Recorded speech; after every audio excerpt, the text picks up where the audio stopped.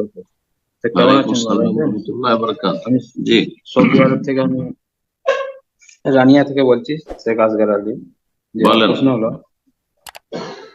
প্রশ্ন হলো শেখ, আমার একটা বন্ধুর 5-6 বছরের মেয়ে, ওনার মানে পেটের যন্ত্রণা এত হয়, আর সমস্ত কিছু রিপোর্ট করেছে, মানে বড় বড় ডাক্তার, ছোট ডাক্তার, পেটের ফটো, রক্ত, সমস্ত কিছু যা কিছু করে, কিন্তু কিছু রোগ ধরা পড়েনি। আর যখন যন্ত্রণা হয় মানে প্রচন্ড কষ্ট হয়, কিন্তু রোগ কিছু ধরা পড়ছে না।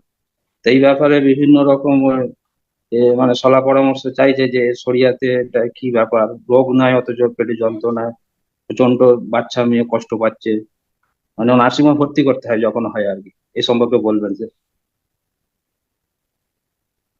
শরীয়তের বিধান হচ্ছে দোয়া করেন, রুকিয়া করেন, আর গায়েব আল্লাহ ছাড়া কেউ জানেন না। এখন তাকে সেহের করা হয়েছে, তার পরিবারকে সেহের করা হয়েছে, জিনের কোন আছে, আমরা আন্দাজে কি করে বলে? এগুলো বলার জন্য তো আমাদের প্রোগ্রাম নেই। আমরা শরীয়তের মাসলা সেটা হচ্ছে যে কোনো অসুস্থ ব্যক্তির জন্য যেমন পার্থিব মেডিকেলের চিকিৎসা করবেন, ঠিক তেমনি তার সাথে সাথে এই নয় যে দৈহিক অসুখ হলে আমরা রুকিয়া করবো না। রুকিয়া করবেন, রুকিয়া পরিত্যক্ত যে সুন্নাত করবেন, শারীরিক রোগের ক্ষেত্রে করবেন, তারপরে দোয়া করবেন। হ্যাঁ, যে কোনো মমিন, যে কোনো স্তরের মমিন, ছেলে হোক, মেয়ে হোক, নাবালক হোক, সাবালক হোক, আহ দোয়া করবেন শেফার জন্য। আল্লাহ রব্বর দোয়া শুনবেন। উযদুনি আস্তাজিব লাকুম। আল্লাহ বলছেন দোয়া করো, আমি দোয়া তোমাদের ডাকে সাড়া দেবো, দোয়া কবুল করে। ফাইন্নী করিব, আল্লাহ বলছেন কাছে।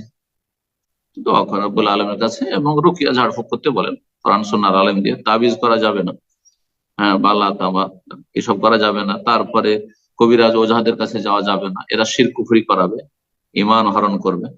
আল্লাহ শুভা দান করুন প্রতিটি মুসলিম এবং মুসলিমের সন্তানদেরকে, ছেলে মেয়েদেরকে।